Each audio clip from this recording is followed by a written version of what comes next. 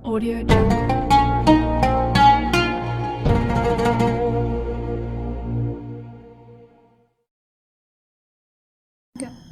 Assalamualaikum warahmatullahi wabarakatuh. Innal hamdalillah nahmaduhu wa nasta'inuhu wa nastaghfiruh wa na'udzu billahi min syururi anfusina wa min sayyiati a'malina may yahdihillahu fala mudhillalah wa may yudlil fala hadiyalah. Asyhadu an la ilaha illallah wahdahu la syarikalah wa asyhadu anna Muhammadan abduhu wa rasuluh, amma ba'du.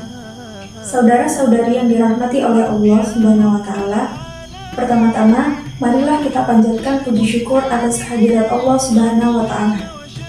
Salawat serta salam tak lupa pula kita sanjungkan kepada Nabi besar kita Muhammad Sallallahu Alaihi Wasallam.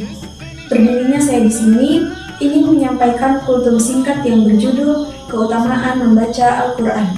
Merupakan suatu kewajiban bagi umat muslim untuk selalu berinteraksi aktif dengan Al-Quran dan menjadikannya sebagai sumber inspirasi, berpikir, dan bertindak.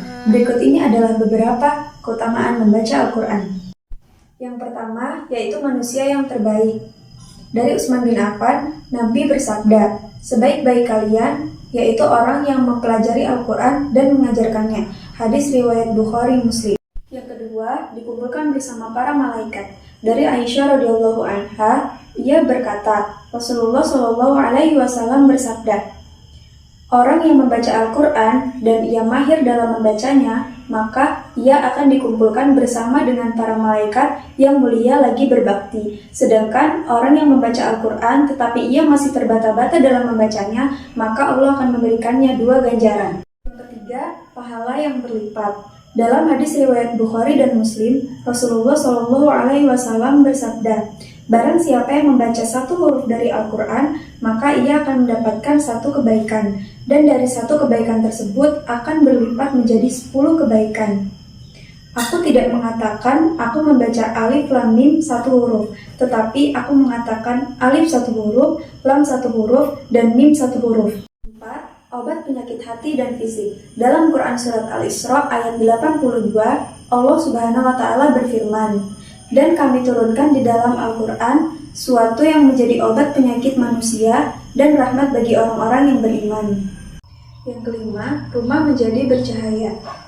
Dalam hadis riwayat At-Tirmizi dijelaskan bahwa setan tidak akan memasuki rumah yang di dalamnya dibaca surat Al-Baqarah. Hadirin rahimakumullah, selanjutnya yang keenam, sebagai syafaat di hari kiamat.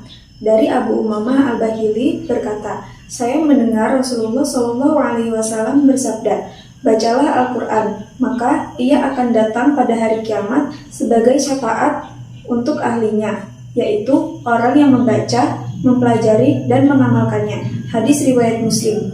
Dan yang terakhir, kedua orang tuanya mendapatkan mahkota di surga. Dari Mu'az bin Anas berkata, Rasulullah Shallallahu Alaihi Wasallam bersabda, barang siapa yang membaca dan mengamalkan Al-Quran yang terdapat di dalamnya, maka Allah akan mengenakan orang tuanya mahkota di surga, di mana cahayanya melebihi cahaya sinar matahari di dunia.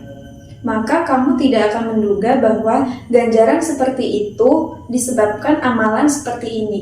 Hadis riwayat Abu Dawud. Baiklah hadirin sekalian, demikianlah tadi kultum singkat yang dapat saya sampaikan. Semoga bermanfaat bagi kita semua. Saya akhiri, billahi taufiq wal hidayah. Wassalamualaikum warahmatullahi wabarakatuh.